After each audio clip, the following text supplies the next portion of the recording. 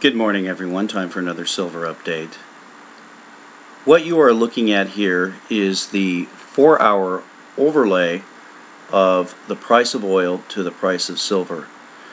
Now, the reason why this is such an interesting chart is that for the first time in quite some time, we're seeing a strange divergence in these prices.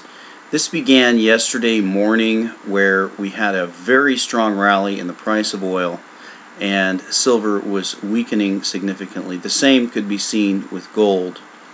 But you can see that we are beginning to rise very strongly in the price of oil and drop very strongly in the price of silver.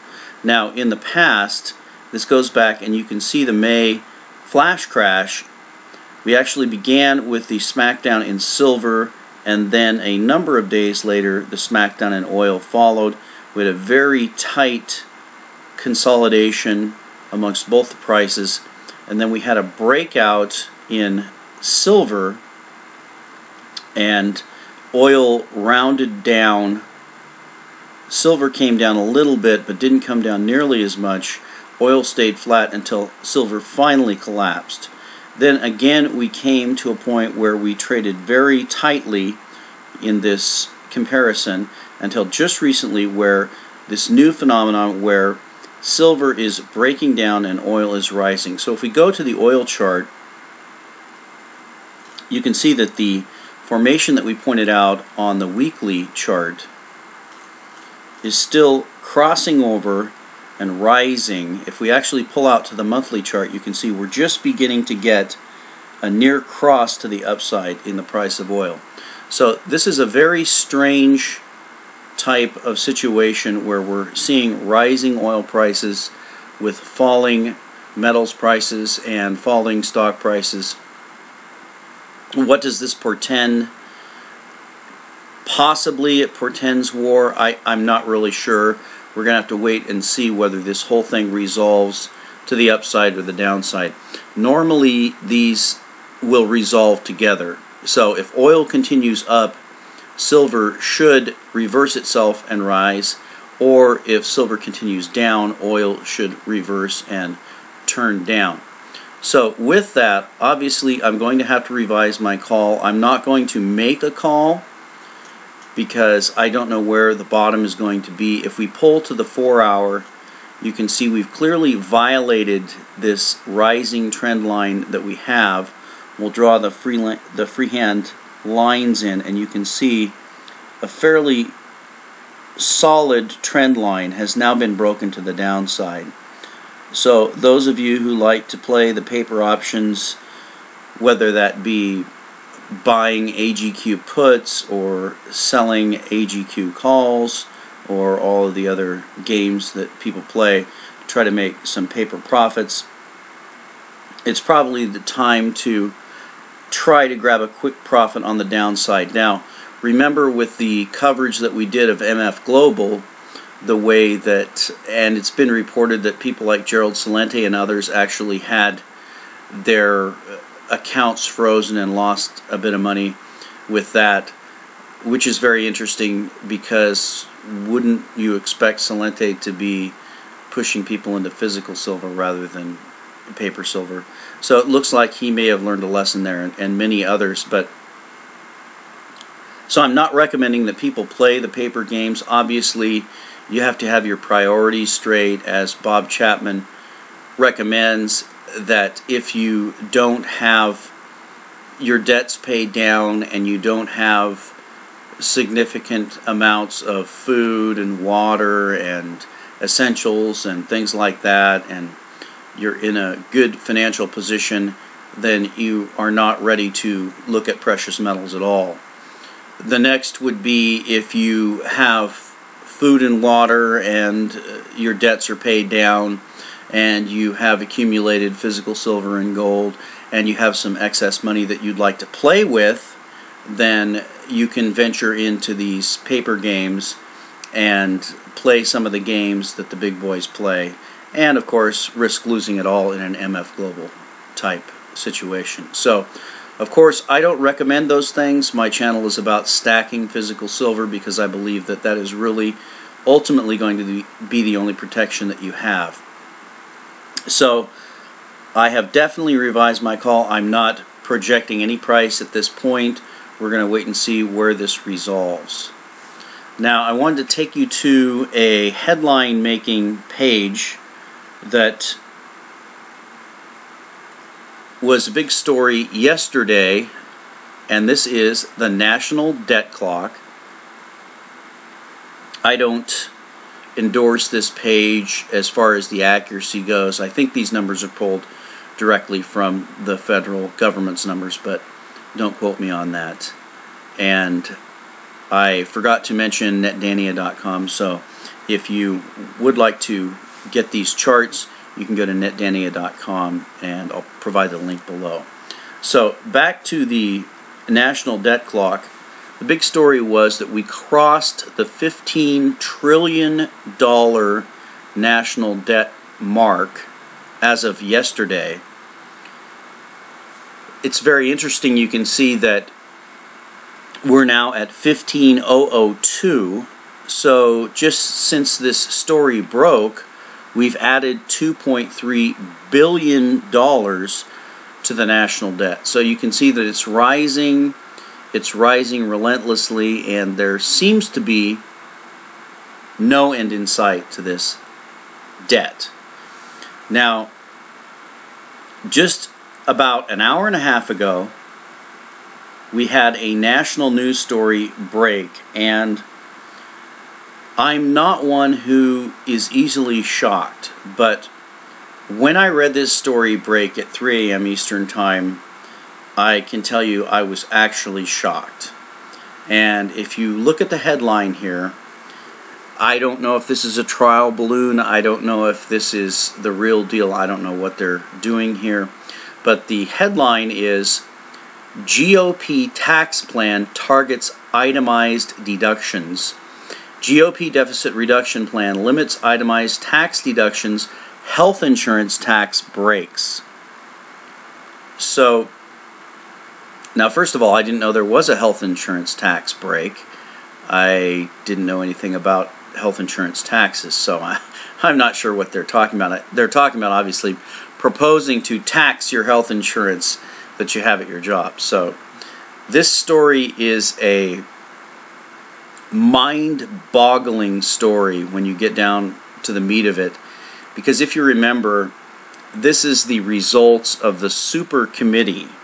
Now, if you don't recall, the Super Committee was formed back in August when we were dealing with the debt reduction issues. If you remember, back in early August, we were faced with a debt cap increase, and the Congress had to okay an increase in the national debt ceiling, and there were a lot of debates at that time about whether government services needed to be cut, taxes needed to be raised. Of course, the Republicans were pushing for cuts to government, and the Democrats were pushing for tax increases. So I'm happy to announce that as of 3 a.m. this morning, this trial balloon that's gone up, it's attributed to the Republicans, but I assume that it's both sides on the Super Committee. They've come to a compromise. They have decided that instead of cutting government services, which was something that the Republicans wanted and the Democrats opposed, and instead of raising taxes on the rich, which is something, and we can debate what that term rich means, that's beside the point, but instead of raising taxes on the high end, they've come to a compromise, and this is the compromise, that they're going to raise taxes on the middle class. That's the compromise that they've come to. Now, it's not surprising to me that they've come to this compromise, and again, this is just a trial balloon, but it may be surprising to some Republicans. So I would venture to say that all of you Tea Party Republicans, and I am not a Republican, I am not a Democrat, I'm not a Libertarian, although I tend towards the Libertarian camp. But I would say that all of you Republicans who have supported these people, you may want to rethink your position, because clearly here, if you are a middle-class Republican taxpayer, you have pretty much been thrown under the bus. So before we dig into the meat of this story, I wanted to jump to another story. This is another story that hit the wires 9 hours ago, and it talks about the fact that the middle class areas in the U.S. are shrinking. The number of middle-income neighborhoods in the United States has dwindled significantly over the past 40 years as the rich-poor divide deepens across the country. A study released Wednesday showed in 2007, nearly a third of American families, 31%, lived in either an affluent neighborhood or a mainly low-income one, up from just 15% in 1970. According to the study conducted by Stanford University and released in partnership with Russell Sage Foundation and Brown University. Meanwhile, 44% of American families lived in middle-class neighborhoods in 2007, down from 65% in 1970. Quote, mixed-income neighborhoods have grown rarer, while affluent and poor neighborhoods have grown much more common, the study said. For the study, researchers used data from 117 metropolitan areas, each with more than 500,000 residents. In 2007, those areas were home to 197 million people, or two-thirds of the U.S. population. The findings come amid ongoing protests of the Occupy Wall Street movement, which, by the way, was recently ousted from Zuccotti Park. And I can't tell you how many other cities have these movements, and these movements have been ousted. So we're going to wait and see what the backlash is from this movement. There have been various things threatened in New York regarding subways and all kinds of crazy stuff. So I don't know where that story stands right now, but we'll wait and see where it goes. Continuing, which is in part aimed at highlighting economic inequality in the United States, and as the U.S. struggles to rein in 9% unemployment. The rich and poor are more and more isolated from each other, with New York, Philadelphia, Dallas, and Los Angeles ranking as the cities where such segregation is the most pronounced. Only 13 metropolitan areas, including Washington and Atlanta, saw decreases in such income segregation, according to the study. So, back to the main story. We know that the middle class is shrinking, and the upper class and lower classes are growing. So now we have, and this is attributed to the Republicans, but my understanding was that this super committee was composed of half Republicans and half Democrats. So they've come to a compromise, and the compromise seems to be that they're going to eliminate the mortgage interest deduction. They're going to eliminate charitable interest deductions. They're going to lower taxes on the rich. They're not going to cut government spending, but they're going to raise taxes on the middle class. So let's dig into this, and we'll read this. Washington AP, a GOP plan to raise taxes by $290 billion over the next decade would limit deductions for mortgage interest. That's the first line. Now, think about this, people. This super committee was brought together, or came about, last August due to the fact that the cuts that would be needed to be made to even have a chance or a semblance of bringing the national debt down by seeing any kind of reduction in the deficit would be so unpopular that it wouldn't be possible for the regular representatives and senators to vote for these things, so they had to have a committee to make these cuts. Now we've gone from them making cuts to the first proposal by this committee is to raise taxes. If you remember the videos that I've done in the past on the exorbitant government salaries. I've done a video and a number of videos on the local, state, and federal salaries that have increased by astronomical percentages in the last few years. Many of those salaries are $300,000 plus, and the pension and health benefits are incredible. So the first proposal we see out of this committee is not to reduce those, not to touch those, not to touch the military budget, as Ron Paul is recommending, or to touch all of these other wasteful spending programs, but to raise taxes. So if you are a Republican and you are in the middle class, you have just been had. There is no way around this. The fact that the Tea Party caused such a news cycle for such a period of time, and it was on the front page for the longest time of how the Tea Party had risen up and it had enough, and our taxes are too high, you need to reduce our taxes, you need to reduce the size of government. And of course I've done videos in the past of how government is the problem. The size of government is the problem. We get the first proposal from the Super Committee is a plan to raise taxes on the middle class.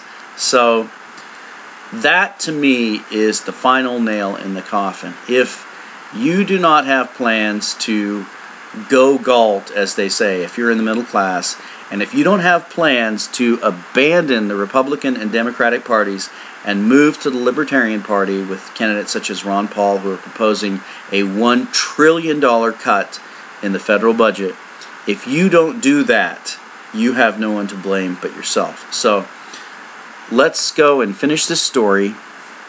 The plan by Senator Pat Toomey, Republican of Pennsylvania, who serves on the 12-member Debt Super Committee, would raise revenue by limiting the tax breaks enjoyed by people who itemize their deductions in exchange for lower overall tax rates for families at every income level. Taxpayers who already take the standard deduction instead of itemizing, about 2/3 of filers, could see tax cuts. The 1/3 of taxpayers who itemize their deductions might find themselves paying more.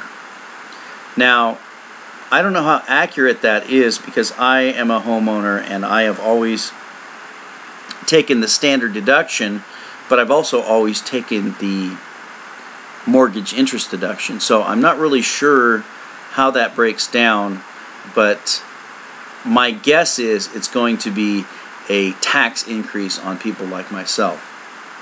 Continuing, the top income tax rate would fall from 35% to 28%, so here we get a tax cut for the rich, quote unquote, and the bottom rate would drop from 10% to 8%. The rates in between would be reduced as well. So let's read that again. The top income tax rate would fall, the bottom rate would drop, and the rates in between would be reduced. So that means everyone's taxes are going down, but they say that revenues or taxes are going up. So you figure that one out. Continuing, a GOP congressional aide said the plan is designed to raise taxes on households in the top 2 tax brackets. That would affect individuals making more than $174,000 and married couples making more than $213,000. Some Republicans say the plan offers a potential breakthrough in the deficit reduction talks that have stalled over GOP opposition to tax hikes and Democrats' objection to cuts in benefits programs without significant revenue increases.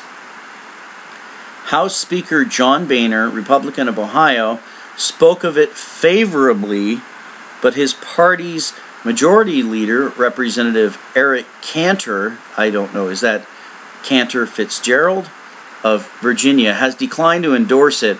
Several GOP presidential hopefuls also have criticized it for offering to increase taxes. So, several GOP presidential hopefuls have criticized it for offering to increase taxes. Yet we just read that taxes would be reduced on the highest, the middle, and the lowest. So, more shenanigans. Continuing. Democrats, meanwhile, have panned the plan, saying it would cut taxes for the wealthy, raise taxes on the middle class, and generate less revenue than advertised. The Super Committee has a Wednesday deadline to come up with a plan to reduce government borrowing by at least $1.2 trillion over the next decade. Now let's do some real quick math here. $1.2 trillion over the next decade, I believe, is $120 billion per year over the next 10 years. So that would be a $120 billion per year reduction. So this year we'd reduce 120, etc. So let's go back to our national debt clock. And you remember yesterday we crossed the 15 trillion mark, and you can see we're now at 15 trillion, 2.5 billion. So in less than a day, we've added 2.5 billion, and that is 2%, almost 2% of this yearly decrease that they're talking about. So these numbers here, these yearly cuts of 120 billion, are nothing in the face of this type of debt that we're looking at. Continuing, some details of Toomey's plan remain in flux. Of course they remain in flux. This is a trial balloon, so they're going to be in flux until they see what the reaction is. My guess is the reaction is going to be a very angry reaction from the voting public. Remain in flux in part because he is open to changes to help forge an agreement, said the GOP aide, who spoke on condition of anonymity to discuss private negotiations. The aide confirmed that Toomey's plan is closely modeled after a proposal by 3 experts at the National Bureau of Economic Research, a private research organization perhaps best known for deciding when recessions begin and end. So, for those of you who believe we are still in a depression, much less a recession, it's not going to be much solace that this is the group that's deciding these things. The 3 experts are Martin Feldstein, a Harvard University professor who was President Ronald Reagan's chief economic advisor, Maya McGinnis, president of the Committee for Responsible Federal Budget, and Daniel Feinberg, research associate at the Bureau. I guess those are the token people who are going to be thrown at the bus when this thing fails. Under their plan, the tax benefits from itemizing deductions and excluding employer-provided health insurance from taxable income would be limited to 2% of taxpayers' adjusted gross income. That means if a taxpayer has an adjusted gross income of $50,000, deductions and exemptions could reduce his or her tax bill by a maximum of $1,000. So here you see it again. They're coming after the middle class. They're coming after the working people. They're coming after the homeowner. They're coming after the people that have health insurance. They're going to declare that as an income and tax that. So the writing is on the wall, people. I don't know. I'm not going to continue on this story because it's probably going to change 10 times as the reaction comes in. I don't know what this means, but clearly the writing is on the wall as far as what they intend to do. They have no intent whatsoever to reduce the size of government. The fact that the first proposal coming out of this super committee is that taxes need to be raised, and this is a proposal by the Republicans, should have every Republican voter in this country calling their representative. Well, it's beyond that. They should just simply abandon their party, and it's time. It's beyond time to end the Democratic Party, and it's certainly time now to end the Republican Party, because these people, they've betrayed their base. They've shown their true hand. The Republicans represent the very rich, the Democrats represent the very poor and those that are on the feeding at the public trough and work for government and on benefits, and there is no one, absolutely no one, who represents the middle class. And it looks like it's time for the middle class to be taken to the cleaners, and we will see what they do next, and we'll talk to you next time.